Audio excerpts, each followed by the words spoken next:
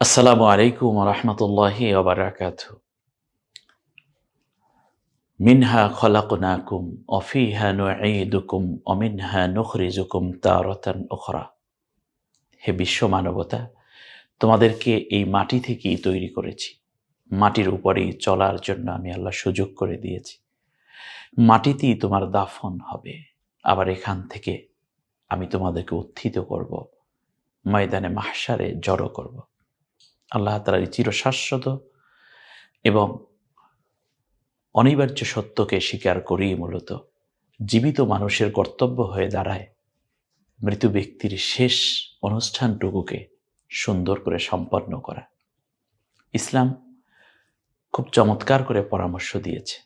সাবান, লোবানে মিশানো কুসুম গরম পানি, কখনো ঠান্ডা পানি, আবার কখনো সাবান মেশানো পানি দিয়ে বড়ই পাতা গরম পানিতে গোসল করিয়ে চমৎকার করে উত্তম রূপে ৩ খান কাপড়, নারীদের জন্য ৫ খান কাফন জড়িয়ে শেষ বিদায় জানানো।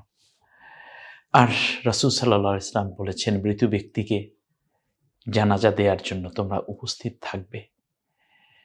আর এমনও কোনো পরহেজগার এবং নেককার লোক আছেন, কোনো মানুষকে দাওয়াত দিতে হয় না। তার আচরণ, তার কর্ম, তার আমল এবং মানবতার জন্য তার কল্যাণমূলক কাজগুলোকেই মানুষের হৃদয় এমনভাবে টানে, ওই ব্যক্তি মৃত্যু হওয়ার সাথে সাথে মানুষ ছুটে যায় পঙ্গপালের মতো। আজ আমরা জানার চেষ্টা করব ওই ভালো মানুষগুলো কেমন হয়, আর জানা যায় যদি লোক সংখ্যা বেশি হয় তার ফজিলতই বা কী আছে। সম্মানিত ভাইয়েরা, কবি বলেছিলেন, যেদিন তুমি এসেছিলে ভবে, কেঁদেছিলে তুমি একা, হেসেছিল সবে। এমন জীবন তুমি করিবে গঠন, মরণে হাসিবে তুমি, কাঁদিবে ভুবন। কি চমৎকার কথা! আসুন আমরা এটাই জানার চেষ্টা করি, কারণ রাসূল সাল্লাল্লাহু আলাইহি ওয়াসাল্লামও বলেছেন, মৃত ব্যক্তির জন্য জীবিতরা কি ওপিনিয়ন দেন, আল্লাহ তাআলা এটা জানার জন্য একদল ফেরেশতাকে পাঠিয়ে দেন।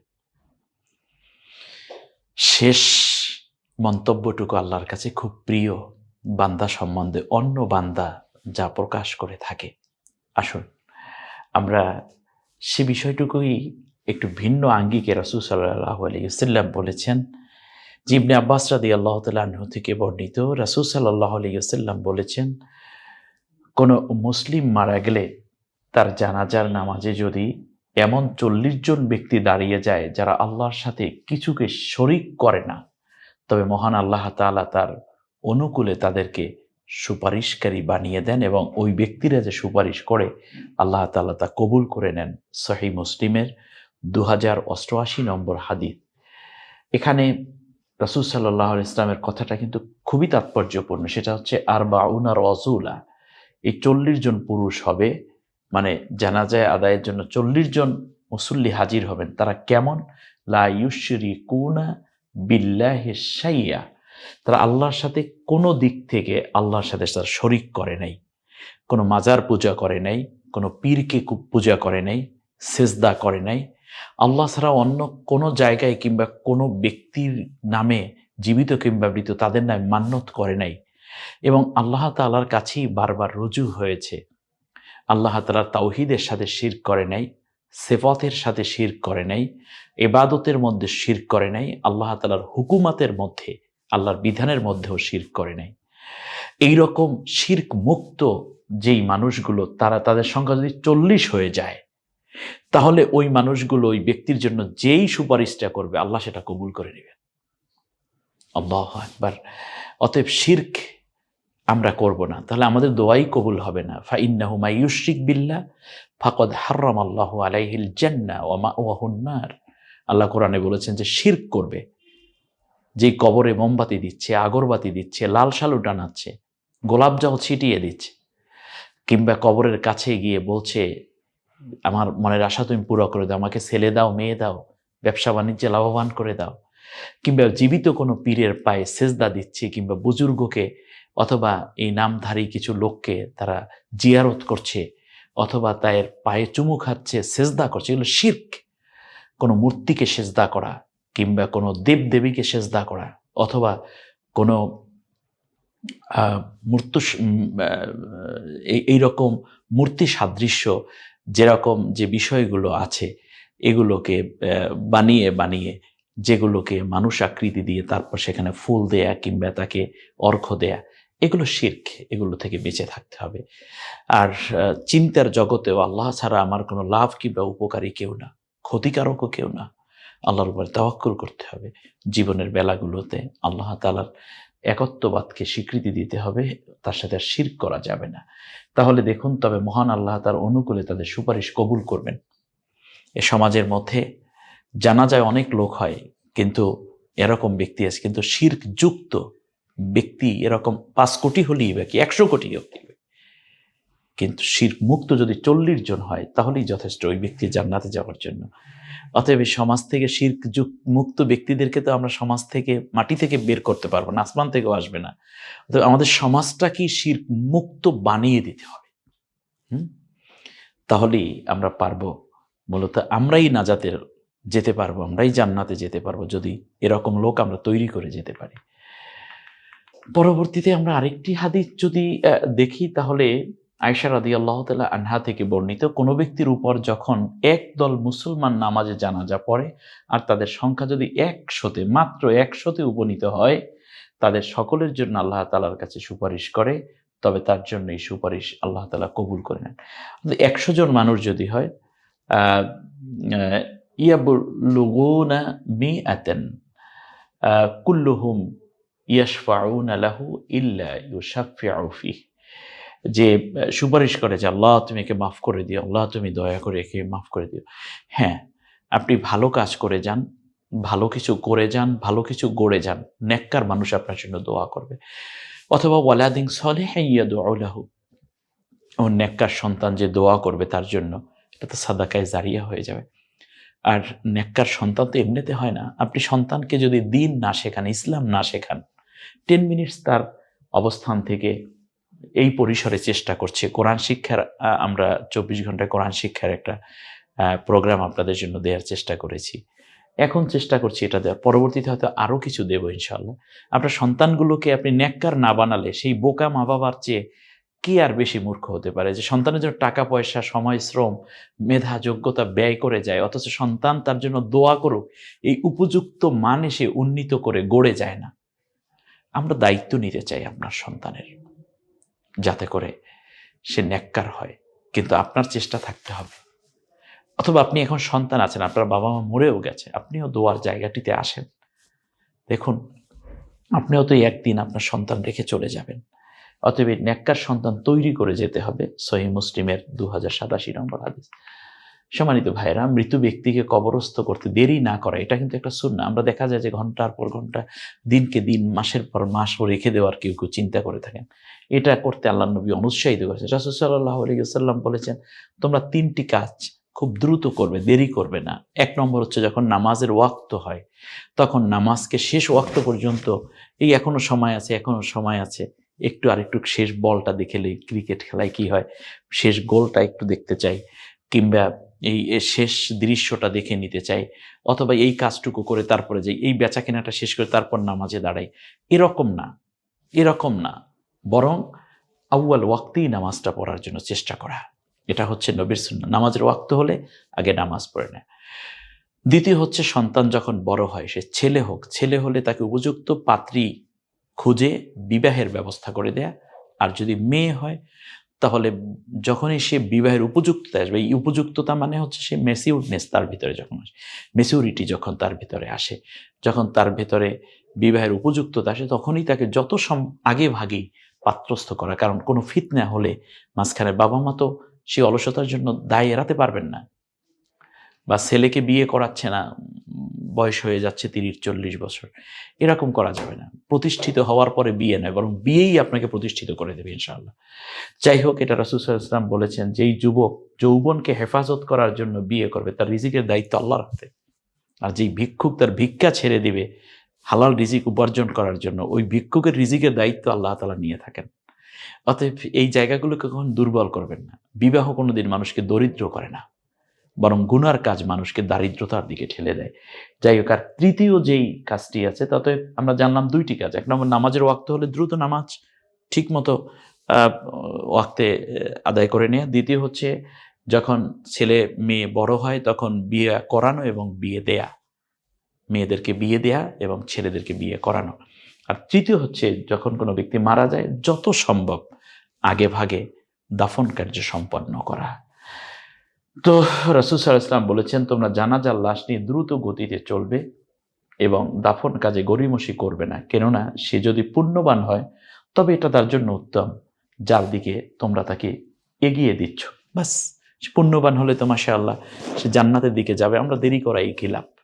দ্বিতীয় হচ্ছে তবে সে যদি অন্য কিছু হয়, অন্য কিছু মানে সে যদি গুনাহগার হয়, জাহান্নামের কোনো বিষয় থাকে, তবে সেটি একটি আপদ। এই আপদ তোমরা রাখছো কেন? তাড়াতাড়ি করে দিয়ে দাও, আপদ বিদায় হয়ে যাক, যাকে তোমরা তোমাদের ঘাড় হতে জলদি নামিয়ে নিও। সহিহুল বুখারীর 1315 নম্বর হাদিস। অতএব জানাজার নামাজটাকে গড়িমসি না করাটাই খুব পছন্দ। ইসলাম এটা পছন্দ করে। এরপরে গায়েবী জানাজা সম্বন্ধে আজকের একটি হাদিস বলে আজকের এপিসোড আমরা শেষ করতে চাই। কোনো ব্যক্তির জানাজা হয়নি, মারা গেছে, 3 দিনের মধ্যে ইচ্ছে করলে ওই কবরে জানাজা পড়তে পারবে, কারণ 3 দিন পরে লাশের অস্তিত্ব আস্তে আস্তে বিনষ্ট হতে থাকে। তো সেজন্য 3 দিন এর মধ্যে যদি দেখা যায় কোনো ব্যক্তি এমন ঝড়ের কবলে মারা গেল বা এমন অবস্থায় মারা গেল, জানাজাই হয়নি তার, তখন কি করতে হবে? 3 দিনের মধ্যে কোনো ব্যক্তি এসে সেখানে জানাজা পড়ে নেবে, তাহলে হবে। কবরের মধ্যে যদিও মুর্দার ব্যক্তি। আর জীবিত অবস্থায় যদি এরকম হয় যে তার কাছে যাওয়া সম্ভব না, তখন দূরে বসে, অনেক দূরে বসেও জানাজা পড়া যায়। যেমন আবিসিনিয়ায়, বর্তমান সেটার নাম হচ্ছে ইথিওপিয়া, এখানে মারা গেলেন বাদশাহ নাজ্জাশী। তখন কিন্তু রাসূল সাল্লাল্লাহু আলাইহি ওয়াসাল্লাম বাইতুল্লাহর চত্বরে তিনি জানাজা পড়িয়ে দিলেন। রাসূল সাল্লাল্লাহু আলাইহি ওয়াসাল্লাম বলেন, আবু হুরায়রা রাদিয়াল্লাহু তাআলা আনহু থেকে বর্ণিত এই হাদিস, রাসূল সাল্লাল্লাহু আলাইহি ওয়াসাল্লাম তার সাহাবাদেরকে নিয়ে নাজ্জাশীর মৃত্যুর খবর শুনলেন। পরে তিনি সম্মুখে অগ্রসর হলেন এবং সাহাবাগণ তার পেছনে কাতারবন্দী হলে তিনি 4 বার তাকবীর দিলেন। সহিহুল বুখারীর 1318 নম্বর হাদিস। অতএব বোঝা যায় কোনো ব্যক্তি মারা গেলে যদি তার সেখানে গিয়ে জানাজা পড়ান কোনো পক্ষে সম্ভব না হয়, তাহলে লাশ সামনে না থেকেও অনেক দূর থেকে তার ভক্ত, তার অনুগত অথবা তার মুহিব্বিন, তাকে ভালোবাসে অথবা তার জন্য দোয়া করতে চান হৃদয় থেকে, এই ব্যক্তিরা একত্রিত হয়ে জানাজা পড়ে নিতে পারবে। এটা গায়েবানা জানাজা বলে। ইসলাম চায় কি চমৎকার করে এই জায়গাগুলোকে আলোড়িত করতে। সম্মানিত ভাই বোন, জানাজা নিয়ে আমি এই 4টি এপিসোড আপনাদেরকে দিলাম। এর মধ্যে আপনারা জানাজার পূর্ণ নিয়ম কানুন জানলেন। তাহলে জানাজাটা কিভাবে পড়তে হয় আমরা একটু প্র্যাকটিস করে দেখে নিই, একেবারে জীবন্তভাবে প্র্যাকটিক্যাল। আমরা জানাজার নামাজের মৌলিক কয়েকটি বিষয় কিন্তু হাদিস থেকে ইতিমধ্যে জেনেছি। সেটা হচ্ছে তাকবীর হবে 4টা, এটা আমরা জেনেছি। এরপরে আমরা জেনেছি যে সূরা ফাতিহা প্রথম তাকবীরে পড়তে হয়। আবার সুফিয়ান সাওরী রাহিমাহুল্লাহ এবং কুফাবাসীদের একটি মতের ভিত্তিতে জানলাম যে সূরা ফাতিহা পড়তে হবে না। তবে সূরা ফাতিহা প্রথম তাকবীরের পর পড়তে হয়, এটা কিন্তু আমরা খুব জোরালোভাবে দেখেছি। এমনকি ইবনে আব্বাস রাদিয়াল্লাহু তাআলা আনহু সূরা ফাতিহা জোরে আওয়াজ করে পড়েছেন, যাতে করে এটা যে নবীর সুন্নাহ, এটা যেন সবাই মনে রাখতে পারে। তো সব বিবেচনায় কিভাবে জানাজাটা পড়ে আমরা একটু দেখে নেই। সম্মানিত ভাই-বোন, আমরা বিশেষ করে ভাইদেরকে বলবো, অনেক সময় দেখা যায় যে বাবার জানাজা সন্তান পড়াচ্ছেন না, অথবা ভাইয়ের জানাজা অন্য ভাই পড়াচ্ছেন না, স্ত্রীর জানাজা স্বামী পড়াচ্ছেন না। এর মানে আপনি মনে করছেন আমি পড়াতে পারি না। কিন্তু না, আপনজন যদি জানাজা পড়ায় এর চেয়ে ভালো জানাজা অনুষ্ঠান আর কি হতে পারে? অতএব আপনি আপনার সন্তানকে জানাজাটা ভালো করে শিখিয়ে নিন। আমি তো স্পষ্ট করে আমার এপিসোডটায় দেখিয়ে দিয়েছি। দ্বিতীয় হচ্ছে এখন প্র্যাকটিক্যাল আবার দেখাচ্ছি। জানাজার কোথায় দাঁড়াতে হবে তাও আমরা বলে দিয়েছি, নারীদের ক্ষেত্রে, পুরুষের ক্ষেত্রে। এবারে আমরা জানাজার কাতার বেজোড় সংখ্যায় হবে, কোন কাতারে কি পরিমাণ লোক থাকা উচিত, ডিটেইলস বলার পরে এখন আমরা সামনে মনে করেন একজন জানাজার ব্যক্তি আছেন, মাইয়াত আছেন অর্থাৎ মৃত ব্যক্তি আছেন, এখন জানাজা। সেক্ষেত্রে কাতার সোজা করার পরেই নামাজে মানে জানাজার নামাজে কাতার সোজা করতে হবে ঠিকই, কিন্তু ২ কাতারের মাঝখানে যে একটা সেজদার মতো জায়গা বেশি রাখতে হবে স্পেস, এটা কিন্তু জরুরত না। অনেক সময় দেখা যায় মুসল্লিদের সংখ্যা বেশি হয়ে গেল। এখন আ বা কেউ না বুঝে হয়তো দেখা যায় যে একেবারে আ আ ক্লোজ হতে চায় না, যে সেজদা পরিমাণ জায়গা না। সেজদা যেহেতু এখানে নাই এ জানা যায়। তো অতএব সেজদার জায়গা রাখাটাও জরুরি না। তবে একটু জায়গা নিয়ে ফাঁক, ফাঁক দাঁড়ালে কাতারটা দেখতে সুন্দর লাগবে। এটাই হলো। কাতারটা সোজা করতে হবে, এটাও জরুরি। তো ১ম এ আমরা তাকবীর বলব। তাকবীর বলার পরে আমরা নামাজের হাতের মতোই হাত বেঁধে ফেলব। ব্যাস। হাত বেঁধে ফেললাম।